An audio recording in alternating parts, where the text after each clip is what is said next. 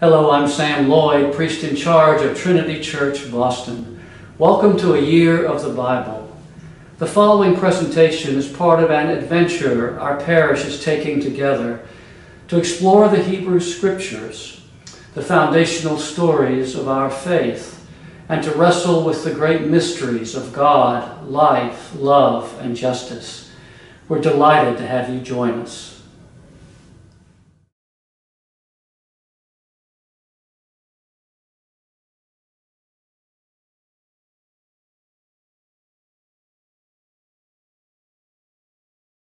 We are privileged today to have with us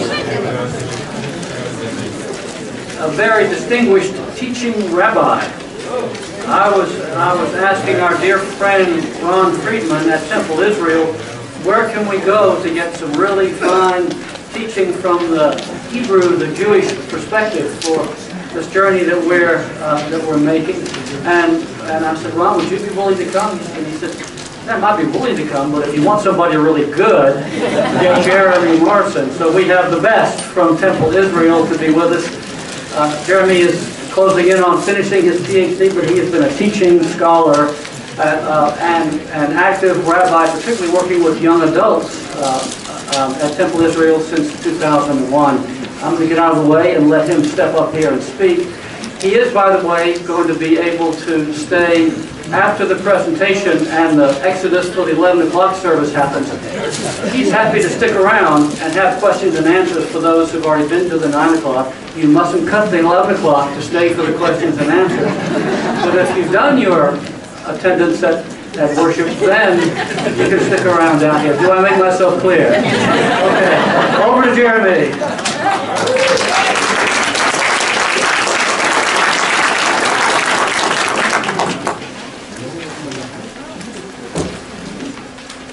Thank you so much for having me here this morning. I need to get something very necessary for my teaching. This cup of tea. I'm very happy to be here, indeed to be back here, with one exception. When I was in your sanctuary to hear Mark Brettler speak a couple months ago, the last time I was here in a professional capacity was in September of 2002, when I blew the shofar upstairs during a commemoration service for 9/11. It was a service that your clergy and my colleague Rabbi Zecher and I and representatives from the Islamic Society of Boston, we all spent many months putting together a service that we then did in 3 different houses of worship. And then, of course, as you all know well, and we know at Temple Israel, you were all in our sanctuary after the marathon bombings in April. And what I take away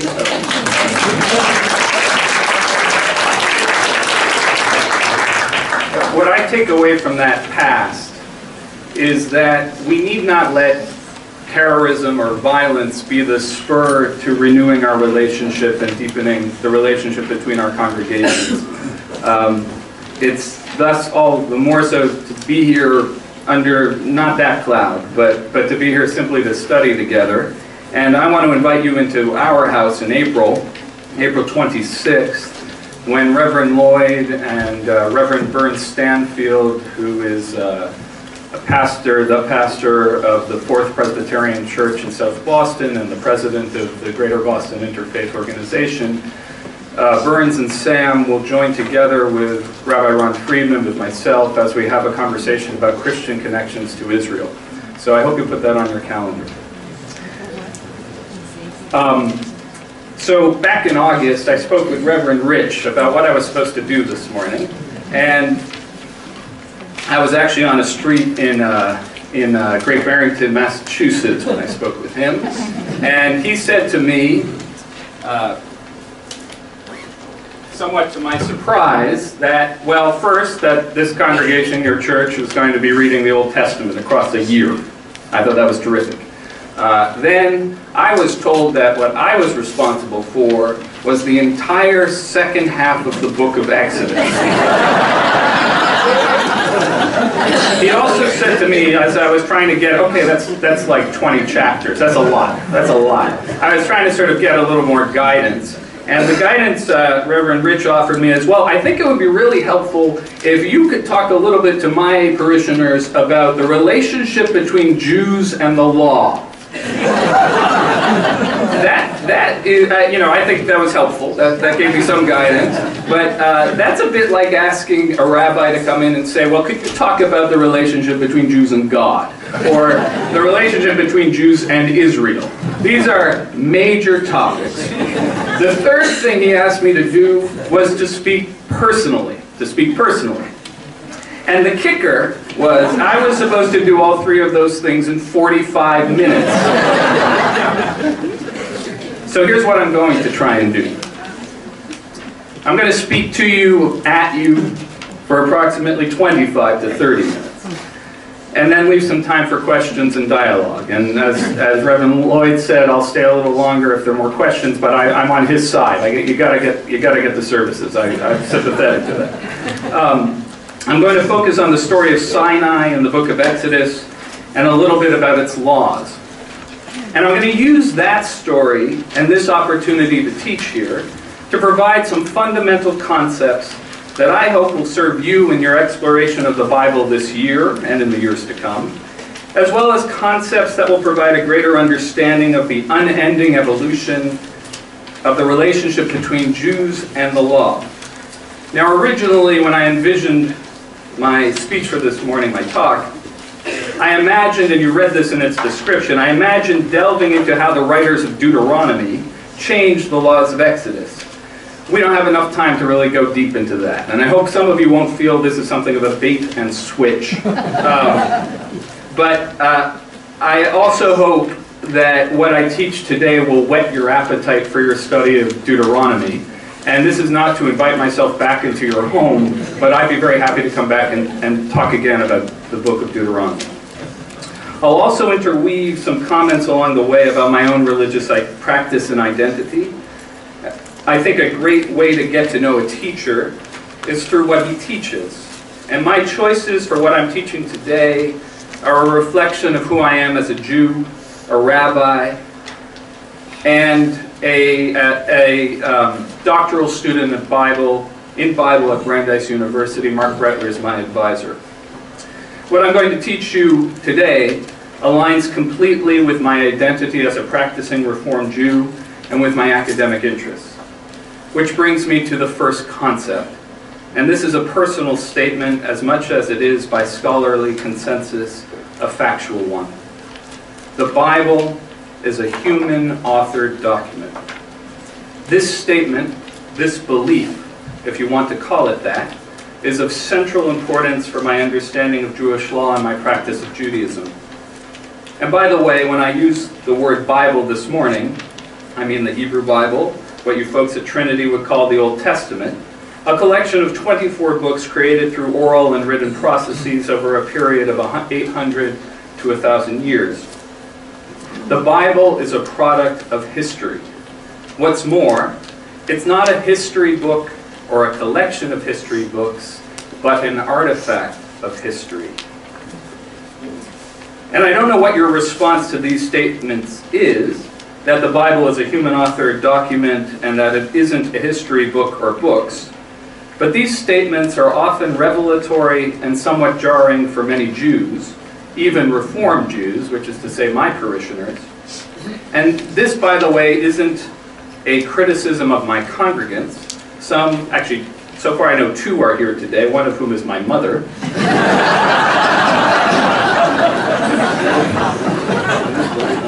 That's good. But it is a comment about education systems that taught most Jews, and many Christians for that matter, that God wrote the Bible, and more specifically the Torah, the first 5 books of the Bible, and that the Bible is a history book. I think that this has created a number of different problems across time, but that's a conversation for a different day. Now, if you had invited an Orthodox rabbi to teach to you today, he would be obligated ideologically to tell you something different from what I just told you. he would need to say, and it's always a he, that the Bible, and particularly the Torah, the first 5 books of the Bible, were given by God and written down by Moses. Because of the perfect nature of their author, God, the laws in the Torah are perfect and forever binding. A professor of Bible at an accredited university like the ones we have here in Boston, he will tell you what I just told you about the Bible not being a history book. Nor he or she would say, is God its author. Rather, it is an artifact of history. More accurately, more specifically, the Bible is a collection of laws, metaphors, and myths. Which brings me to the next 2 concepts, which are metaphor and myth. Now, if you can't see the screen, I promise you, particularly when we have texts up here, I'll read them to you. So don't worry too much if you can't see the screen. I'll point some things out to you as we go. First, a definition of metaphor. A figure of speech in which an expression is used to refer to something that it does not literally denote in order to suggest a similarity. You got that? Yep. Well, if you don't have that, perhaps this will be easier for you to understand. That is honey. We agree? Good. Now, if I call my wife honey, I don't often call her that. I call her other things. Trust me, nice things, sweet things. But I don't often call her honey. But when I do, I'm using a metaphor. I'm implying that she is sweet, that she's sweet. But what I'm not saying, of course, as you all know, that she is literally honey. Honey doesn't have arms. Honey can't drive. Honey can't help me take care of our children. So I'm not saying that she's literally honey. I'm saying she's metaphorically honey. And we, contemporary readers of the Bible, often get this mixed up. We mix up the difference between what is literal and what is metaphoric. Also note, please, that metaphors really rule our lives and the ways we think and interact with one another. We use thousands of metaphors all throughout a day, and so did the folks who wrote the Bible. Their minds were structured in the exact same ways that ours were. They just understood better the power of metaphor than we do today. Now, the next concept we have to talk about is myth. Often when we say the word myth in our culture, we mean something that isn't true. It's a lie. But this is what I mean by myth. It's a metaphor told as a story. The classicist Walter Burkert, an emeritus professor of classics at the University of Zurich in Switzerland, he explains that myth is a traditional tale with secondary, partial reference to something of collective importance. A myth is a metaphor told as a story. All metaphors are literally false by definition. Same with myths, but like metaphors, they may be literally false, but like metaphors, they are often profoundly true. Particularly, but as I say here, a myth is true, just not literally so. You're reading the book of Exodus. The story of the Exodus from Egypt is not history, it is a myth. It is true, just not literally so. This will be important for everything else we're going to talk about. So now, having shared these concepts with you, and now that you know several of the orientations from which I read the Bible, let's read the Bible. And you all have these pages on your chairs, as far as I know. And when I say that I'm going to be talking about the story of Sinai in Exodus, what I mean is that I'm going to be teaching these textual units from the book of Exodus, chapters 19 through 24. Some points, some observations about this material. First, a mixture, as you can see, of 2 genres, narrative and law. And this observation will become more important in just a moment. Now, the narrative portions of the Sinai theophany, which is simply, I guess, a fancy word for when there is a visible manifestation of a deity to humankind, the narrative portions of this material are younger. They were written after the legal portions. Second, the structure of this section of Exodus emphasizes that the laws it incorporates are God's laws by opening with a description of the revelation, which is followed by a section of laws, chapter 21 through 14, which is followed by revelation, which is followed by more laws, which is followed by revelation. Now, here are 2 points about that structure made by Mark Brettler, your guest in September. The first, if you take a look at this and how I've arranged this here, it kind of looks like a club sandwich. Second, and this is obviously more, I guess, important, less flippant, is that this literary complex and its presentation of the origins of law is one of the few biblical concepts that was unique within its Near Eastern context. Elsewhere, everything all right? All right. Elsewhere, it was not the deity, but the king who established and propagated legal collections. We can see that, for instance, in the 18th century BC laws of King Hammurabi of Babylonia. The prologue to these laws state, when the god Marduk commanded me to provide just ways for the people of the land in order to attain appropriate behavior, I established truth and justice as the declaration of the land.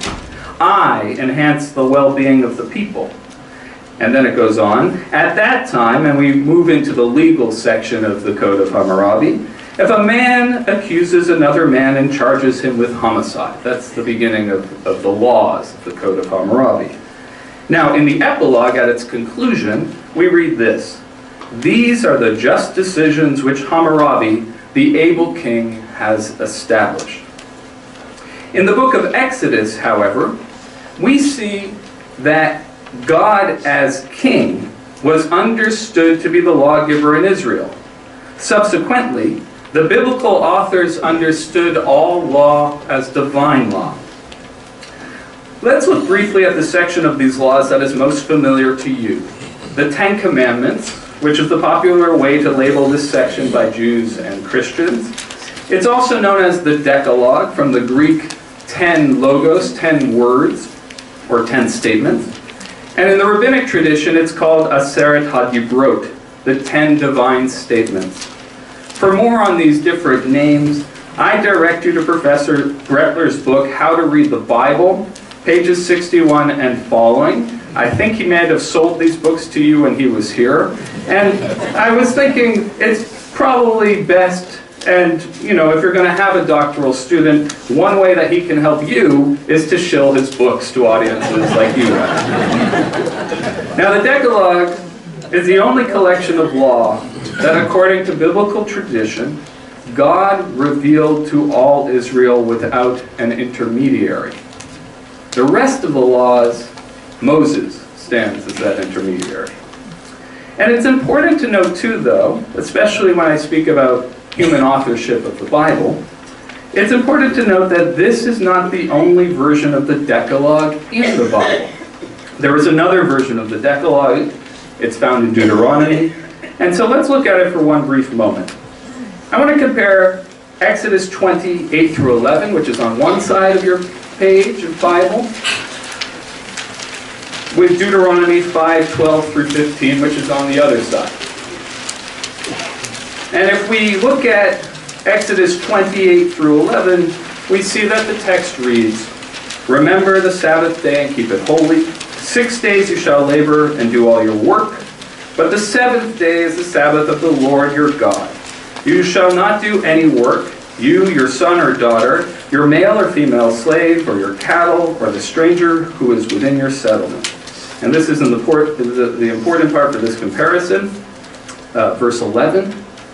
For in 6 days the Lord made heaven and earth and sea, and all that is in them. and he rested on the seventh day. Therefore the Lord blessed the Sabbath day and hallowed it. Here you see that the reason for observing Shabbat is connected back to Genesis 1, that you are to observe Shabbat because God observed Shabbat after creating the world. Now let's compare that with Deuteronomy 5:12 through 15. I'm only going to read verse 15 because the other three verses, 12, 13, and 14, are very similar to what we see in Exodus. But in Deuteronomy 5:15 we read this: Remember that you were a slave in the land of Egypt, and the Lord your God freed you from there with a mighty hand and an outstretched arm. Therefore the Lord your God has commanded you to observe the Sabbath day. As you can see, Deuteronomy gives a different reason for why Israel should observe the Sabbath. You should observe the Sabbath because of the very myth that you've been studying, the Exodus from Egypt. But this difference, which is only one of the differences, hints at a larger issue and a historical fact. Laws and the reasons given for following them change over time and in response to changes in context. When you study Deuteronomy, a word meaning second telling or repetition of the law, you will see that narratively the Israelites are in a new spot, the plains of Moab, on the far side of the Jordan River, which is such a good piece of evidence to recognize that that section of Deuteronomy was written inside of Israel as opposed to outside of Israel. It's written from the perspective of an author standing in the land, saying, this is the covenant that Moses made with the Israelites when they were on the far side, the other side of the Jordan River. So there the revelation at Sinai is recapitulated.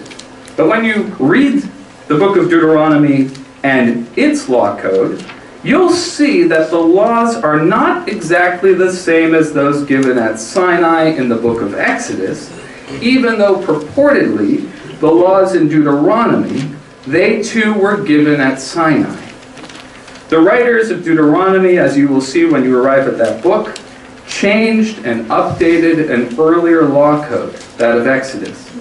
And this is how we Jews evolve our relationship with Jewish law. We inherit and reread and make changes to the law based on new context. But the continual debate among Jews is, who has the right or authority to change the law, and what should the laws be? If there's time, we're going to get to that debate. But back to the version of the decalogue in Exodus. Turn over your page back to that. Now the decalogue, or Ten Commandments, this material in this section can be divided roughly into two parts. Exodus verses 2 through 11, a series of statements and laws delineating the relationship between the Israelites and God, and verses 12 through 14, which contains 6 apodictic laws regarding the relationship between humans, between Israelites. You know them well. Honor your father and mother. You shall not commit adultery. You shall not murder. You shall not steal. You shall not bear false witness against your neighbor. And you shall not covet. But I think an interesting question to ask is, to whom are these verses addressed? Who is the you in you shall not steal, you shall not bear false witness? Now on the one hand, the story of this section of Exodus says that this is directed to all of the Israelites gathered at Mount Sinai. However, the you here in the Hebrew, in the legal section of the Decalogue, is the Hebrew for the masculine singular you. It doesn't refer to a collective you, the second person you. No, it's masculine singular. And to get a greater sense of exactly who those yous are, let's look at verses 10 and 14. Exodus 20, verses 10 and 14, and I think I have them. Yes. We're trying to figure out who these yous are. We see in 20:10 this: But in the seventh day is the Sabbath of the Lord your God. You shall not do any work, you, your son or daughter, your male or female slave, or your cattle, or the stranger who is within your settlements. And Exodus 20:14, just a couple lines down, you shall not covet your neighbor's house, you shall not covet your neighbor's wife, or his male or female slave, or his ox, or his ass, or anything that is your neighbor's. So who is the you of the decalogue? It's most likely an upper middle class male landowner who has a house, cattle, and slaves. I offer that observation in order to make two other points. The first is this, and please listen carefully, that biblical writing most often explains what is, how what is came to be, and not what will be. I'll say that again. Biblical writing most often explains what is, the present, how what is, the present came to be, and not what will be. Which brings me back to my earlier observation that two genres comprise this portion of the book of Exodus. Whereas the narrative of Exodus tells a story of Israelite slaves crossing the wilderness and eventually in the book of Joshua entering Canaan, the laws of Exodus describe a people already living in Canaan who are landowners and possess houses, slaves, and cattle.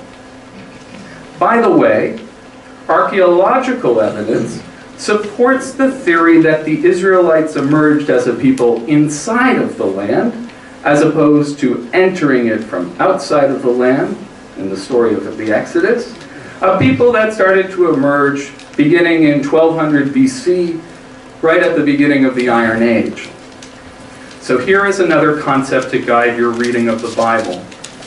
Biblical narratives often serve as the clarifying complements to biblical law.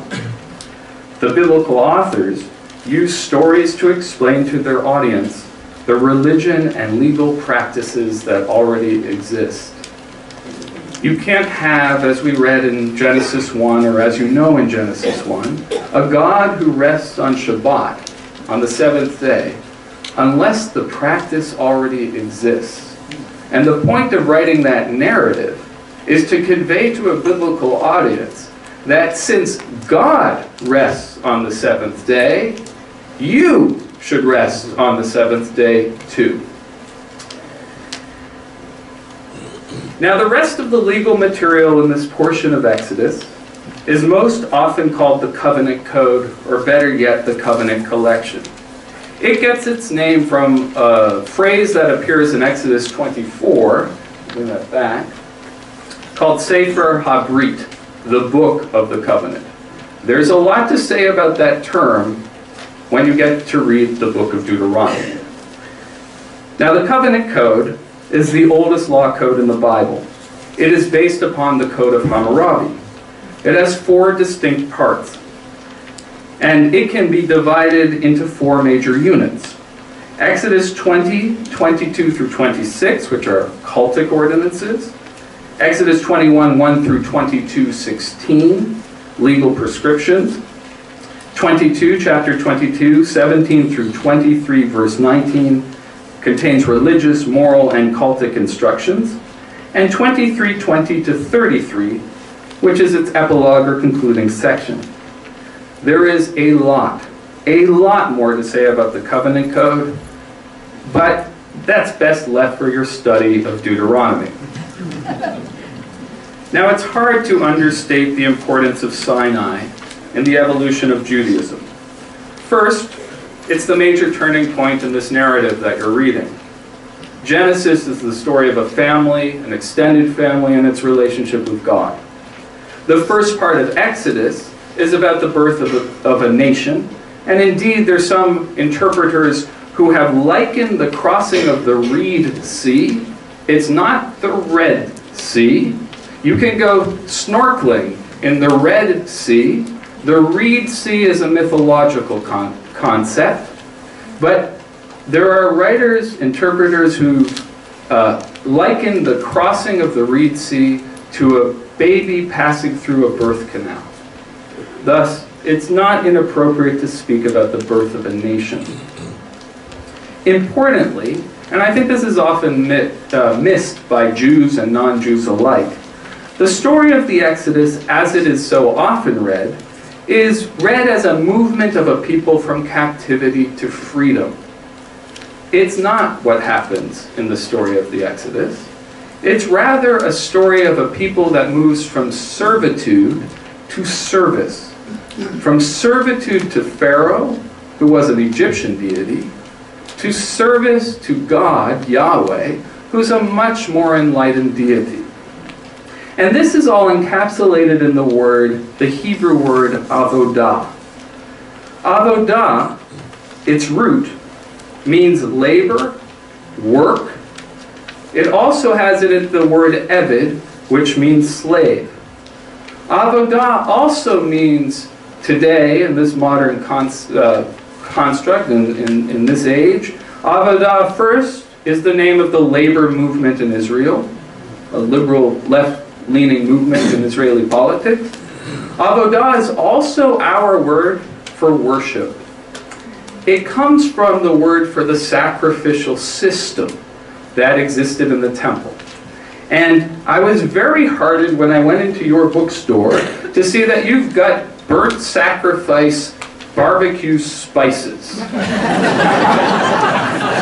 Various flavors. Now I'm plugging your products. This is an ecumenical undertaking today. But as you can see, the sacrificial system was heavy work. It takes a lot of work to barbecue all of that meat for God. And just to clarify, God didn't eat the meat. As we can read in the Bible, God enjoys the smell of the meat. The meat itself was used to support the priests, who as an economic class or a class of Israelite society was not allowed to have any land. So your offering in the temple went to support the folks who did the labor to make that offering, your offering, to God. At Sinai, Israel entered into a working relationship with the God known as Yahweh. At Sinai, we, Jews, entered into an eternal covenant with God. An exploration of the relationship between Jews and the law, when you want to explore that, everything starts there at Sinai. It's the watershed moment. It doesn't matter if this happened in the ways we often talk about things happening. Things happen in our society, in our culture, when they're reported in a newspaper or on the news. But it happened in a mythological sense, which is why I needed earlier to speak about myth and metaphor. The theophany at Sinai serves, particularly in Rabbinic Judaism, which is more like the Judaism we practice today than the biblical religion you're reading about in the Bible. The Sinai theophany serves as the touchstone for the covenant between Jews and God. It's hard to overstate its importance and its resonance in the evolution of Judaism. I'm just trying to figure out what I'm going to cut now.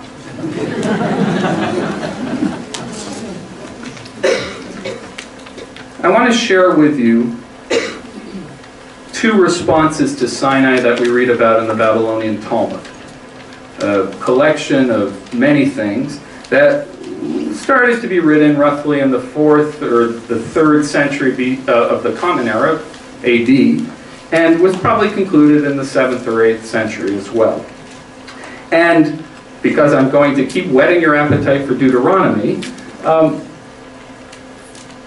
they make a reading, the rabbis do in the Talmud, based on these verses from the book of Deuteronomy. This is important. It says in the book of Deuteronomy, I make this covenant with its sanctions, not with you alone, but both with those who are standing here with us on this day, before God, the Lord our God, and with those who are not with us here this day. Now, based on that verse, the Babylonian Talmud asserts this belief, that every soul that was ever born and every soul to be born was there at Sinai. even standing there at Sinai, was anyone who in the coming millennia sought to be a convert to Judaism. It's a very important myth to Jews. Here's another one which says something different about Sinai, and I'll start now to bring this to conclusion. In Exodus 19:17, it describes the people standing at the base of Sinai. Literally, the verse says in Exodus 19 through 17, and they stood under the mount. They stood under the mount. That's the translation of the Hebrew. And then we read about this in the Talmud. We read this comment. Rabbi Avdimi Bar Chama said, the verse implies that the Holy One overturned the mountain upon them like an inverted cask, wine cask, and said to them, if you accept the Torah, it is well. If not, your grave will be right here. This comment from the Talmud brings me to two other fundamental and interrelated concepts that are helpful in order to understand the relationship between Jews and law. And these concepts are mitzvah and mitzvah. You know the word mitzvah as commandment. Originally, I think Reverend Rich was kind enough to give my speech this morning, my lecture this morning, a title that had to do with the word commandment. And that word is mitzvah, commandment. To have a commandment, you need a mitzvah, which is a commander. Now, in the book of Exodus, the commander is clear. It's God. The commandments, too, are clear. It's the covenant code in the book of Exodus. That's what I command you to do, and you don't have any choice in whether or not you're going to follow it. To put this into English terms, I speak about often with folks, with my congregants and with those who are converting to Judaism, I speak about the relationship of the source of authority, the mitzvah, and the practice. I'll ask, and I'm not recommending that you do this, go up to Jews and ask this question, but I ask this question. I ask, what is the source of authority for your practice? You didn't ask me here to come today to talk to you about God. I will say that historically, and as I think you know very well, I don't know at all, this division that emerged early on in Pauline Christianity between faith and acts. Rabbinic Judaism foregrounds action, foregrounds practice as the determinant of Jewish identity. It does not foreground faith. So when I speak with my co-religionists about what they believe, for me it's not sufficient simply to say I believe in God. That's not enough in order to determine whether or not you're a Jew. What matters is what you do. And what has emerged over time, and will now become a conversation for another day, is a debate throughout time as to who are the sources of authority for Jewish practice, what do we Jews and why do we do it, who makes the law, and who should follow it. These are the kinds of questions that have formed an ongoing, unending, and I would say largely productive debate among Jews. This debate, in great measure, led to the establishment of three movements of Judaism in the 19th century in Germany: Reform, Conservative, and Orthodox. Reconstructionist Judaism is a product of America. Now, the authors of Exodus answered the questions this way: God is the source of authority for your religious practice, and what you are supposed to do are the commandments as they are presented in the covenant code.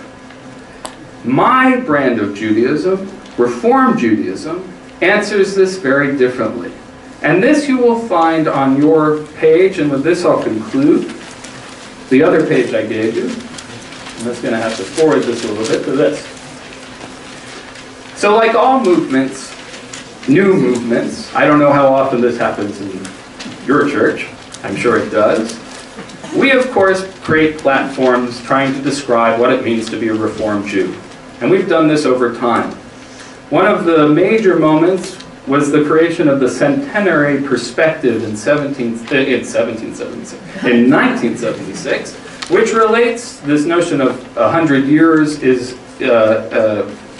connected to the founding of Hebrew Union College 100 years earlier, which is my seminary, and also the founding of the Union of Reform Judaism, which is my congregation's part of a larger movement in this country. And you'll notice that this statement is radically different as to who is the source of authority for Jewish practice. This statement says, and I'm just going to read the end of that long paragraph that's in front of you. This statement says, within each area of Jewish observance, Reformed Jews are called upon to confront the claims of Jewish tradition, however differently perceived, and to exercise their individual autonomy, choosing and creating on the basis of commitment and knowledge. And so, in my Judaism, in my brand of Judaism, I am the source of authority for my practice. And the way I determine my practice is very much related to how I spend a lot of my time. I spend a lot of my time trying to figure out what the Bible says, how the Bible has evolved, how Rabbinic Judaism evolved the Judaism that it inherited, and now I too, along with all of my parishioners, are engaged in a process of reading and learning in order to figure out what precisely we're supposed to do. I'll stop there.